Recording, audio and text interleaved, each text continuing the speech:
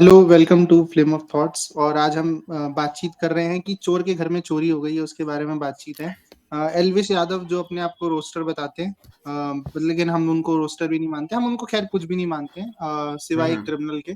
But बातचीत करेंगे उनके बारे में कि उनका रोस्ट कर दिया स्ले पॉइंट ने, और उसके ऊपर उन्होंने कहा मैं लीगल केस कर दूंगा। फिर उन्होंने कहा जाके जो क्रिएटर्स हैं उनको बिलो द बेल्ट हिट करो। इसी बारे में बातचीत है।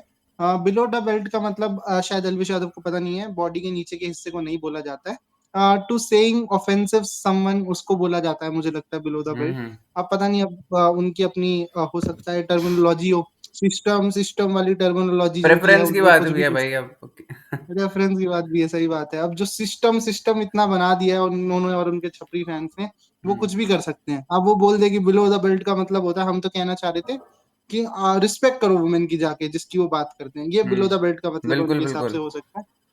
उत्कर्ष, आप इस मुद्दे को कैसे देखते हो? मतलब देखने को तो वैसे, मतलब क्या ही है, इट इज बेसिकली ऐसे होता है ना कि चौराहे पे किसी की चेन खींच ली। तो आई वुड से ये बिल्कुल उसी टाइप की चीज है, but just because social media पे हुई है।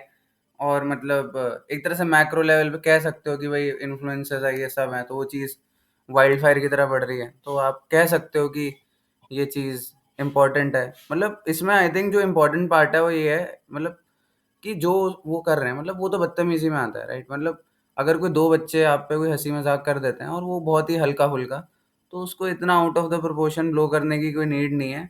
और जो भी उनके फैंस मतलब कर रहे हैं कि भाई मतलब जो भी ऐसा कहते हैं एलिजिडली कि वो मॉर्फ कर रहे हैं फोटोज ये सब, तो मुझे लगता है कि अगर उनका वो मीनिंग नहीं भी हो जो उन्होंने कहा, एटलीस्ट उन्हें आगे आगे कन्फ्रंट करना चाहिए। और मतलब एक स्टेटमेंट तो दे ही सकते हैं कि भाई ये सब चीज़ें मत करो, this is not right.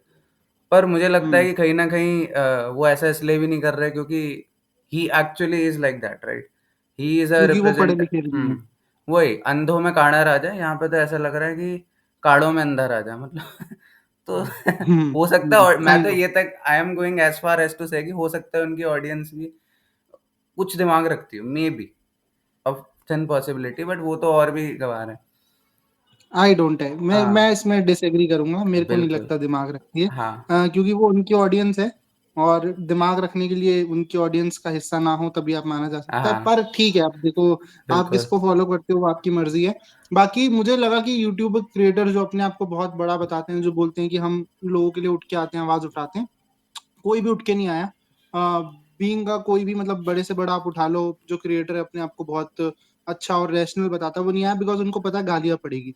But हुँ। हम लोग आए हैं। वी सपोर्ट स्ले पॉइंट, क्योंकि हम ऐसा बिलीव करते हैं कि सच के लिए अगर कोई आवाज नहीं उठा रहा है तो हमें उठानी चाहिए। और हमने बोला जरूर, हमें लगता है कि इस पे हमें गालियां पड़ सकती है, but we are okay with that, हमें उससे फर्क नहीं पड़ता। क्योंकि हम रैशनल तरीके से चीजों को देखना पसंद करते हैं इन प्लेस ऑफ फेवरेटिज्म। हमारा ये पर्सनल बिल्कुल, बिलीव है। बिल्कुल। बाकी ऑडियंस का तो फेवरेटिज्म होता है, वो करती रही है हमेशा से। ऑडियंस तो हमेशा से ही बनती रही है और आगे भी बनती रहेगी। मतलब जो भी बनाता है, हम तो बनाना पसंद नहीं करते। बाकी हमें लगता है कि इस पे बड़े क्रिएटर्स को भी बोलना चाहिए। जितने भी बड़े क्रिएटर्स हो, मुझे लगता है चाहे बीइंग अ फैम कोई वो जो फीमेल यूट्यूब क्रिएटर्स हैं बहुत बड़ी है, जो मेल यूट्यूब क्रिएटर्स हैं बहुत बड़े, उन सबको सपोर्ट करना चाहिए, मुझे लगता है जी। बिल्कुल, बिल्कुल। मुझे लगता है कि इवन दो कोई ऑफ़िशियल कम्युनिटी ना भी हो इस सब इन सब चीज़ों की, और वो मोस्टली किसी चीज़ की नहीं होती है, बट देयर आर टाइम्स जब आपको स्टैंड अप करके कलेक्टिवली किसी चीज़ को किसी चीज़ पे आवाज़ उठानी चाहिए और कहना चाहिए। मतलब अभी वरना तो रोहन करियप्पा के लिए भी ये चीजें हुई थी, मुझे लगता है हुँ, जब हुँ। रोहन करियप्पा का केस चल रहा था तब भी बहुत लोगों ने आवाज उठाई थी। अब this is bigger than that, इसमें भी ये है ना कि एक बहुत बड़ा इन्फ्लुएंसर पर्सन दूसरे को कर रहा है तो तुम नहीं बोल रहे हो, क्योंकि दोनों इन्फ्लुएंसर्स इन्वॉल्व है। बट मोर देन दैट आपको ये देखना होगा कि कौन सही है कौन नहीं है। बिल्कुल, बिल्कुल। एग्ज़ैक्टली, ये चीज़ बहुत ही इम्पोर्टेंट है। और मुझे लगता है कि ऐसी चीज़ कभी भी होती, पहली बात तो होनी नहीं चाहिए।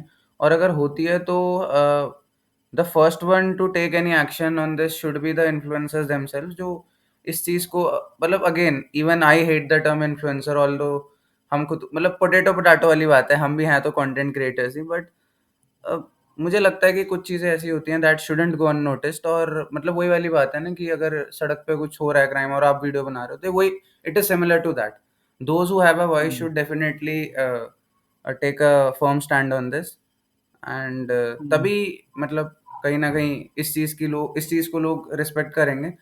और आई थिंक कुछ चीज़ों का कोई मोटिव नहीं होता, but the main thing is at times मतलब कुछ जाता नहीं है to be human, right? Hmm.